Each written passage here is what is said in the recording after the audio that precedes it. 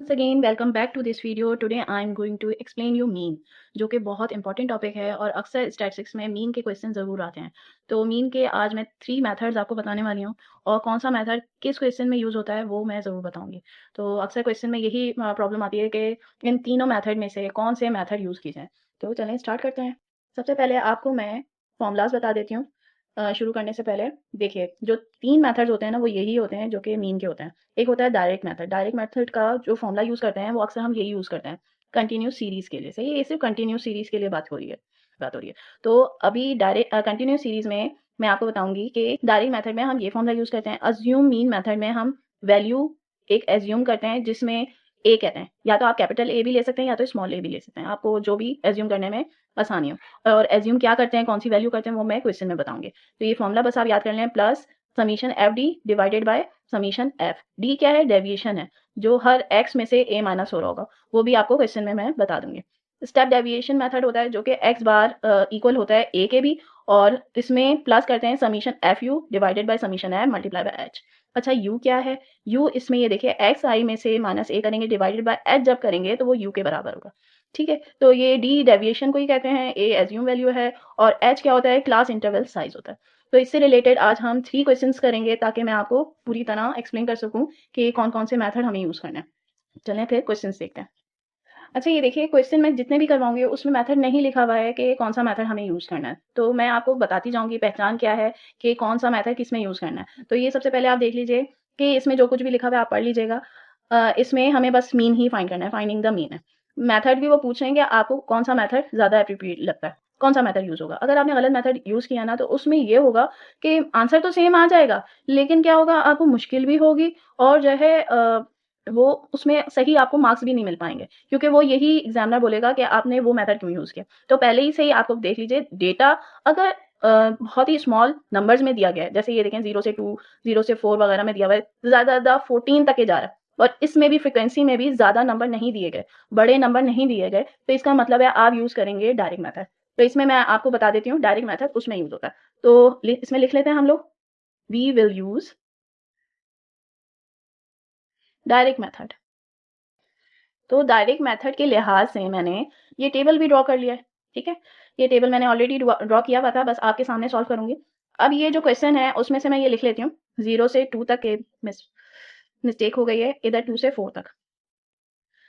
अब ये देखिए 4 से 6 तक के ये पूरा मैं डेटा यहाँ से ही उतार रही हूँ, ठीक है? तो 6 से 8 तक, फिर है 8 से 10 तक, 10 से 12 तक, 12 से 14 तक है, ठीक है?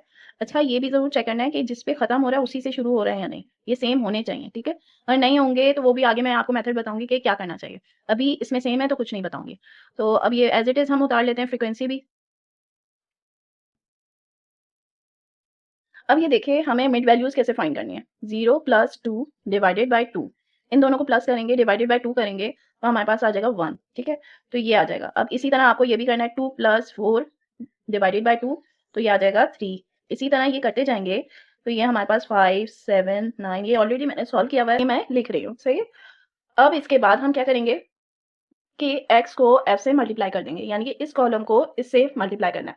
तो 1 1 ज़ा क्या आ जाएगा 1, फिर ये है 2 3 ज़ा 6, 5, 35, 54, 22 और है 39, सही? अब हमें समीशन लेना है। कौन-कौन से कॉलम के? इस कॉलम का लेना है जो कि आ जाएगा 20 और इस कॉलम का लेना है जो कि आ जाएगा 162, ठीक है? अब इसके बाद हमें फाइंड करना है मीन।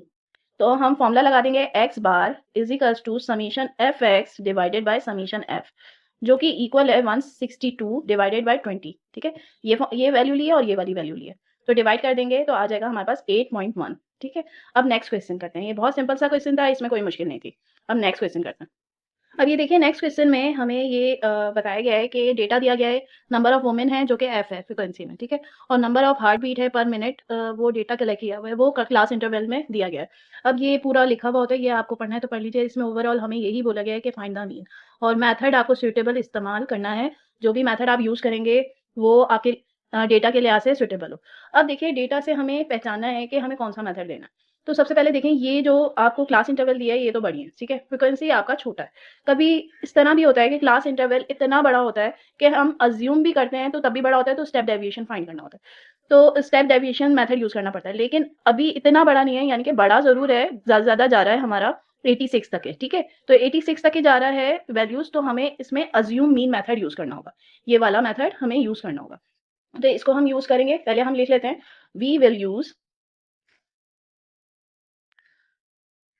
Assume mean method. आप चाहें तो इधर फ़ॉर्मूला भी शो कर सकते हैं, उससे और ज़्यादा बेहतर हो जाएगा। मैं इधर टेबल ड्रॉ करूँगी, फिर उसके बाद पूरा मीन फाइंड करूँगी। अब ये देखिए, मैंने ये टेबल ड्रॉ कर दिया है अपने फ़ॉर्मूले के लिहाज़ से, जिसमें जो है मुझे क्लास इंटरवल चाहिए, फ्रीक्वेंसी चाहिए, ये मिड वैल्यू जो हम हर क्लास इंटरवल से फाइंड करेंगे वो, और डेविएशन हम करेंगे, और एफडी फाइंड करेंगे, एफडी है, ठीक है?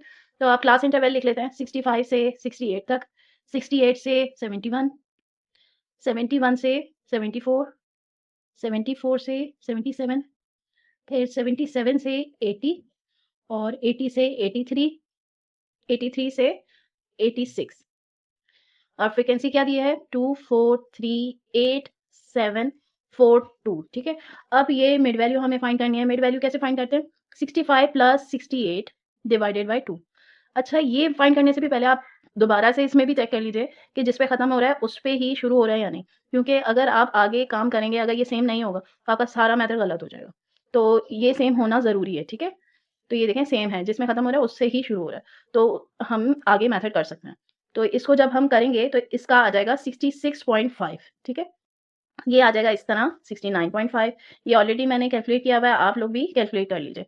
75.5, 78.5, 81.5, 84.5, ठीक है?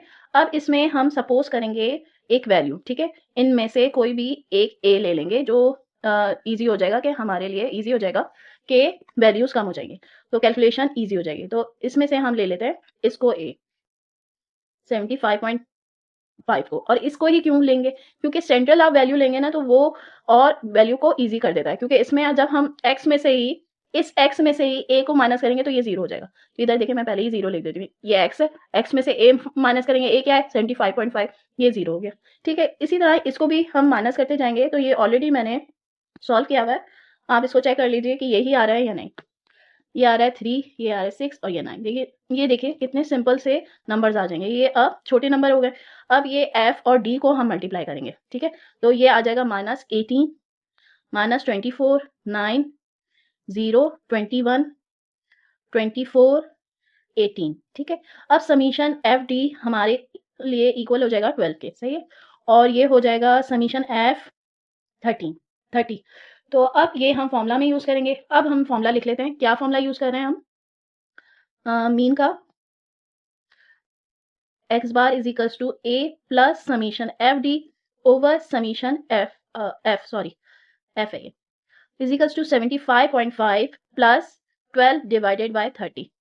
ये कैसे लिया है देखेंगे, fd समीशन fd ये था, समीशन f 30 था, और a हमने सपोज किया था, ठीक है? तो ये आ जाएगा हमारे पास, इसको पहले डिवाइड करके लिख देते हैं, 75.5 प्लस 0.4, तो ये x बार हमारे पास आ जाएगा 75.9। तो ये हो गया इजी। ये देखिए मेथड कितनी इजीली सॉल्व हो गया। तो अब हम नेक्स्ट थर्ड क्वेश्चन करते हैं।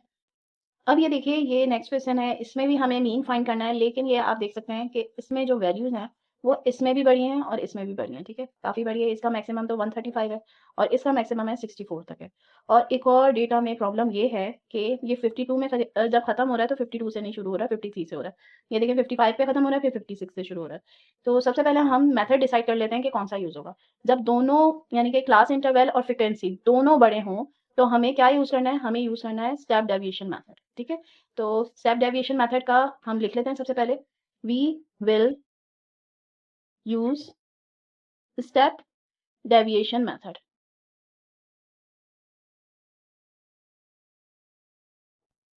अब हम इस मेथड के लिए टेबल ड्रॉ करेंगे, क्योंकि देखिए इस सब के लिए हमें टेबल ड्रॉ करना होगा, एफ के लिए, यू के लिए, और एफ यू को मल्टीप्लाई करना है, और ये जो इसका कॉलम है वो भी चाहिए, तो उसके लिए टेबल ड्रॉ करना है।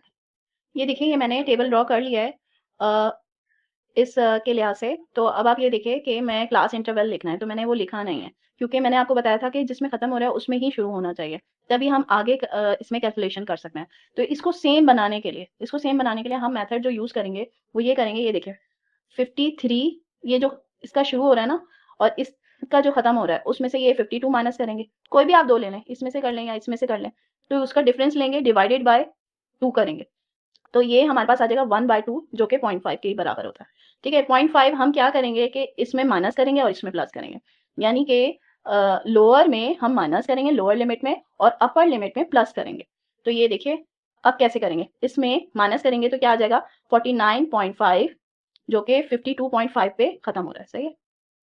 अब इसमें माइनस करेंगे तो 52.5 जो कि हो जाएगा 55.5।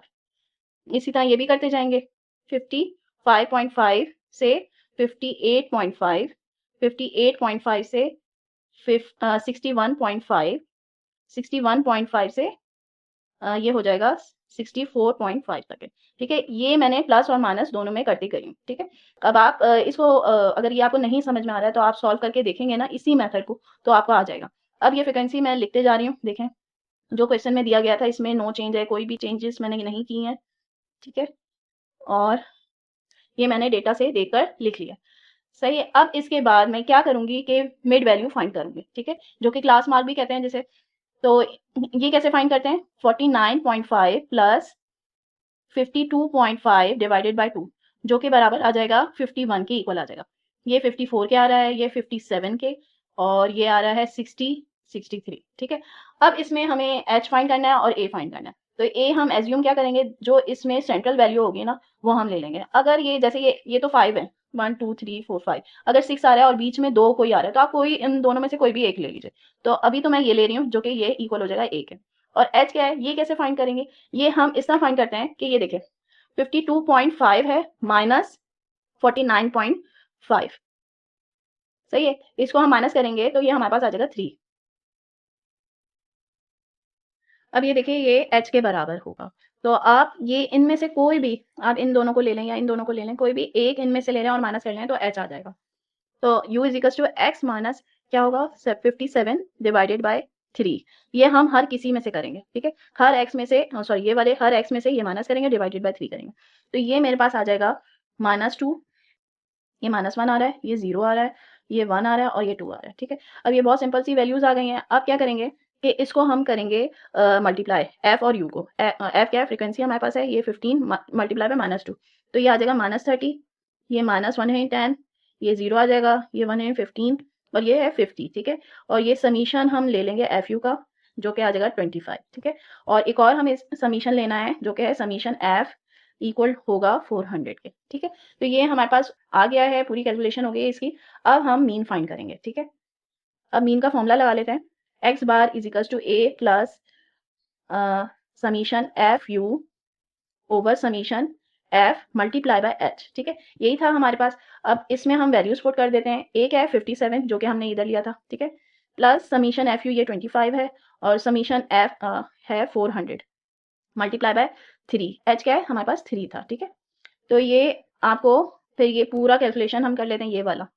तो ये आ जाएगा 57 प्लस 0.875। ठीक है, अब ये प्लस कर देंगे तो ये एक्स बार हमारे पास आ जाएगा, एक्स बार आ जाएगा हमारे पास 57.1। इसको मैं राउंड ऑफ करके 9 लिख दूंगी। ठीक है, इसको राउंड ऑफ कर दिए, ग्रेटर देन 5 है तो फिर मैंने राउंड ऑफ करके लिख लिया।